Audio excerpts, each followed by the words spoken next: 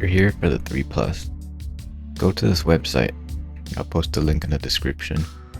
Before you download, make sure you are actually downloading the right files because the silver and black version look pretty much the same. So if you download the silver version but you have the black, it won't work, and vice versa. You can know for sure by checking the serial number in the battery slot. The silver version's serial number is H3S and the black version is H3B. Once you downloaded the files, you will have these folders. Go into the update folder, click on settings. It will show the name and password.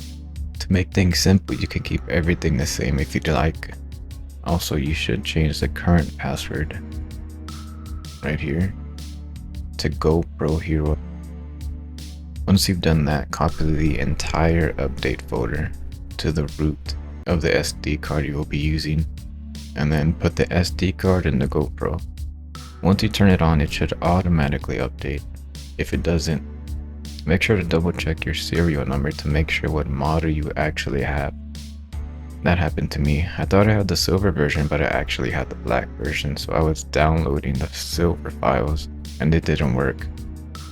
After I checked and I found out I actually had the black version, I downloaded the files for the black version and it worked.